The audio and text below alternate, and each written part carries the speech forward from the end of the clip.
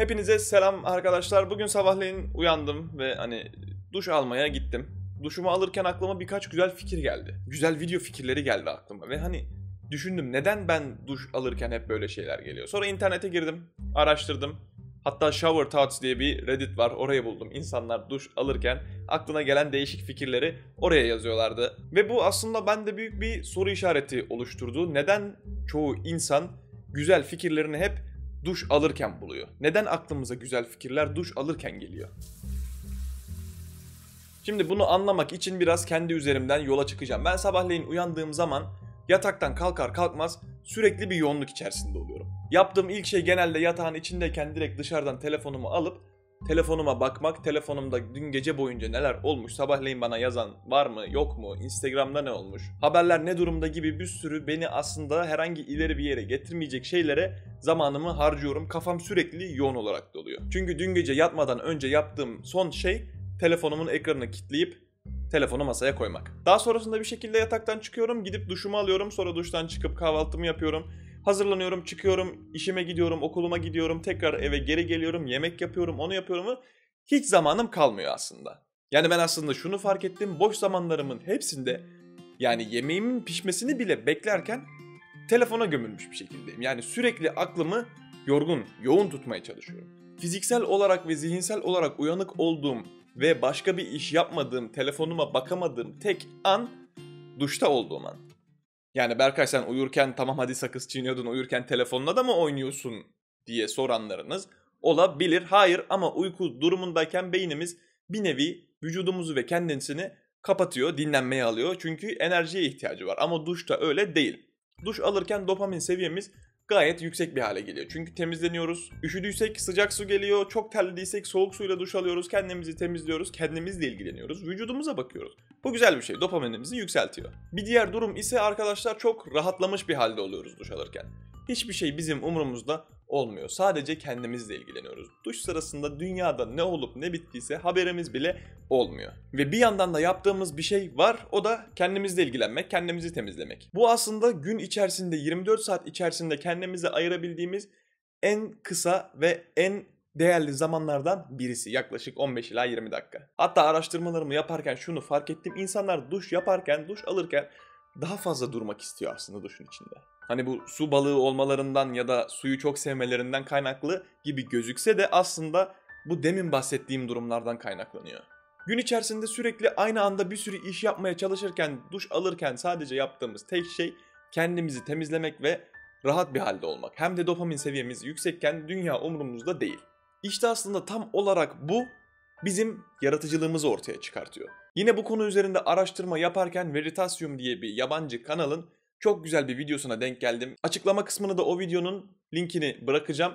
Eğer İngilizceniz yoksa ya da ben onu izlemek istemiyorum, seni izlemek istiyorum diyorsanız çok kısa ben onun videosunu bir anlatayım. Videoda ilk bahsettikleri şey bir araştırma.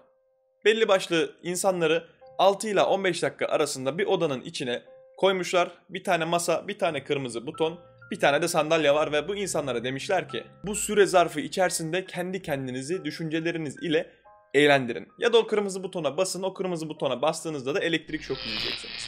Sonuç şöyle, bu süre zarfı içerisindeki insanların, özellikle erkeklerin %67'si ve kadınların %25'i bu kırmızı butona basmış ve elektrik şokunu yemiş. Ama o odaya koyulmadan önce şartlar söylenirken insanlar hatta ya ben size para vereyim de ben o kırmızı butona basmayayım demişler. Acaba neden böyle oldu? Konu yine bizim alışkanlıklarımıza ve aslında gün içerisinde yaptığımız şeylere geliyor. Şöyle ki deminden beri bahsediyorum. Sabah uyanıp gece uykusuna kadar sürekli aklımızı meşgul etmeye çalışıyoruz. Çünkü sıkılmak hiç istemiyoruz. Boş durduğumuz zaman rahatsız oluyoruz. Neden? Boş durmak kötü bir şey mi, ya da telefona bakmadığınız zaman bir şey mi kaybedeceksiniz? Kendi kendinize zaman geçirseniz bu sizin için kötü mü olacak? Ya yormayın kendinizi, ben size cevabı vereyim arkadaşlar, hiç de bir şey olmayacak. Hayır yani.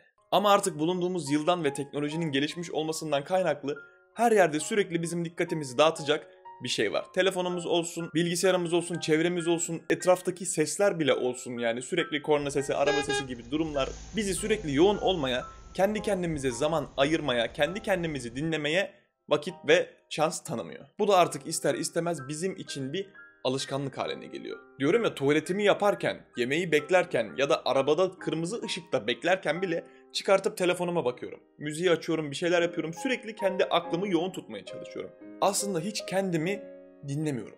Sadece duşta zamanım var buna. Ve şöyle bir baktığınız zaman gün içerisindeki 1440 dakikada eğer her gün duş alan bir insansanız ve 15 dakika duşunuz sürüyorsa kendinize cidden ayırdığınız, kendi beyninizi dinlemek için ayırdığınız sadece kendinize 15 dakikanız var. Bu ne kadar kötü değil mi? Beyniniz multitasking yaparken, yani aynı anda bir sürü şeyle ilgilenmek isterken hepsine aslında tam olarak odaklanmıyor. Yani benim beynim multitasking yapmaya yatkın Berkay, ben aynı anda birkaç iş yapabilirim diyorsanız da arkadaşlar tamam, yapabilirsiniz, ben yapamazsınız demiyorum zaten. Ama aslında bir tane işi yapsanız aynı anda sizin için ve o iş için daha iyi olur. Hepimizin korktuğu bir şey var, o da boş kalmak. Değil mi? Telefonunuzun şarjı olmasa yol boyunca yürürken ne yapardınız mesela? Ya da otobüsün içinde kulaklığınızı takıp müzik dinleyemezdiniz. Beyninizi yoğun tutamazdınız. Hepimizin en büyük korkusu haline gelen bu durumu yüzleşip yenmemiz gerekiyor. Sıkılmak sizin için sandığınızdan daha iyi bir hale gelebilir. Çünkü sıkıldığınız zaman kendi aklınızın, kendi potansiyelinizin farkına varıyorsunuz.